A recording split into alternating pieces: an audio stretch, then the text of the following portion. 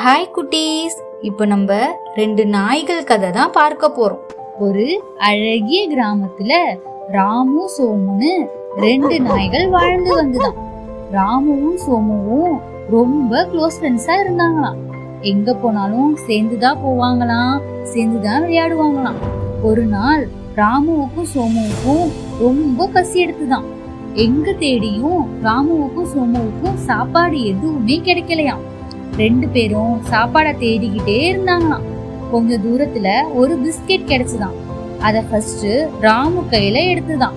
அப்புறம் சோமு, நான் தான் பிஸ்கெட்டை ஃபர்ஸ்ட் கண்டுபிடிச்சேன், எனக்கு தான் ஃபர்ஸ்ட் பிஸ்கெட் வேணும்னு கேட்டுதான். ரெண்டு பேரும் ரொம்ப பசியில இருக்கிறதுனால பிஸ்கெட்டை ஷேர் பண்ணி சாப்பிட அவங்க ரெண்டு பேருக்குமே தோணலையாம். ரெண்டு பேரும் சண்டை போட்டுக்கிட்டே இருந்தாங்களாம். இந்த சண்டையெல்லாம் மரத்துல இருந்து ஒரு குரங்கு பார்த்துக்கிட்டே இருந்துதான். உடனே அந்த குரங்கு கீழே இறங்கி வந்து பிஸ்கட்டை என்கிட்ட கொடுங்க, நான் கரெக்டா பிரிச்சு கொடுக்குறேன்னு கேட்டுதான். அதை நம்பி எதுவும் யோசிக்காம ராமு பிஸ்கட்டை குரங்கு கிட்ட கொடுத்துட்டான். குரங்கு பிஸ்கெட்டை ரெண்டா உடைச்சு ஒரு பாதியை சாப்பிட்டுட்டான். அதை பார்த்த ராமுவும் சோமுவும் ரொம்ப டென்ஷன் ஆயிட்டாங்களாம். சரி, இன்னொரு பாதிய பிரிச்சு கொடுக்கும்னு ரெண்டு நாயும் எதிர்பார்த்துக்கிட்டே இருக்கிற சமயத்துல குரங்கு இன்னொரு பாதியையும் தானே சாப்பிட்டுட்டான். மரத்துல ஏறி உக்காந்துக்கிட்டான். அப்புறம் இந்த ரெண்டு நாயும் ஏமாந்து போயிட்டாங்களாம்.